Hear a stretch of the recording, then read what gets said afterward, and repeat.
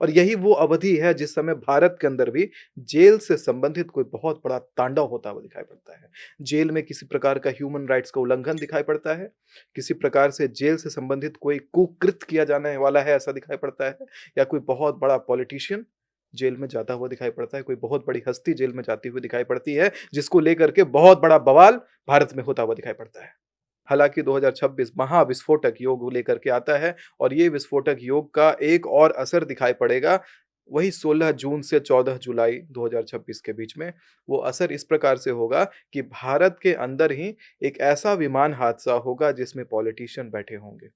एक और विमान हादसा। जी हाँ, 16 जून से 14 जुलाई 2026 अपनी-अपनी फ्लाइट टिकट कैंसल करना और अपने फैमिली ग्रुप को इन्फॉर्म करना कि don't travel in flight in that duration because there will be a plane crash, very high chance astrologically. तो मतलब एक और बड़ी घटना जो है भारत में हो सकती है, उसमें पॉलिटिशियंस हाँ, पॉलिटिशियन बैठे होंगे उस चपेट प्लेन में में। आएँगे उसकी। और एक बात और है कि ये विमान दुर्घटना केवल एक दुर्घटना के लिए नहीं बता रहा हूँ। हुँ। जैसे अभी हर अगले दिन कोई ना कोई प्लेन का हादसा सुन रहे हैं। हुँ। 14 जून से 16 जुलाई 2026 में भी इसी प्रकार से कोई ना कोई विमान हादसा हर दिन, हर अगले दिन देखने के लिए मिलेगा। मैं आपको बताता हूँ अभी आने वाला 20 मार्च से लेकर के 18 अप्रैल 2025 के बीच में ही भारत के अंदर राज्य सत्ता परिवर्तन का पहला योग है। कोई राज्य में कोई स्टेट गवर्नमेंट जो है वो परिवर्तित हो जाएगा।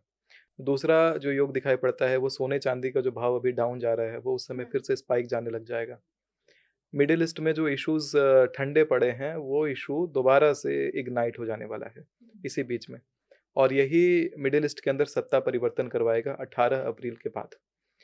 इसी के साथ में जो शेयर मार्केट में इन्वेस्ट करते हैं, 18 अप्रैल तक आप इन्वेस्टमेंट करिए। उस 18 अप्रैल से पहले एग्ज़िट कर जाइएगा, नहीं तो लॉस होगा।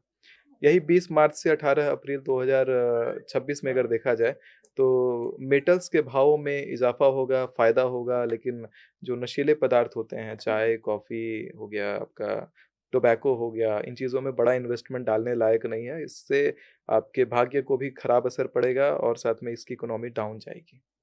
इस तरह की चीज़ें बैंकों को नुकसान है। मार्च, अप्रैल और मई का जो महीना है उसमें बैंकों में अपने पैसे ज़्यादा मोटे पैसे मत रखिए। उन पैसों को निकालिए और सोने और चाँदी में इन्वेस्ट कर दीजिए। लॉकर्स में भले बैंक के रखिए, घर में रखना उतना सेफ नहीं रहेगा। बैंकों के लॉकर में रखिए, लेकिन उसको बैंकों से उतना मोटा पैसा निकालिए। बैंक अकाउंट से रिलेटेड बहुत समस्या होने का योग है।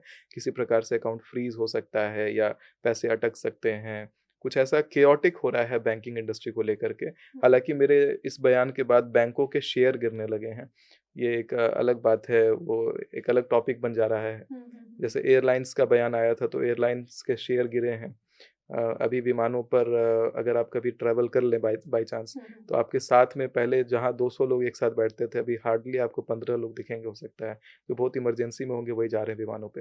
तो एयर इंडस्ट्री में बहुत बड़ा इम्पैक्ट पड़ा है। तो खौफ का असर है ये। डर खौफ है नहीं लोगों में। है, देखिए अगर हर दूसरे दिन घटना घट रही है तो अपने लिए बचाव है। बचाव।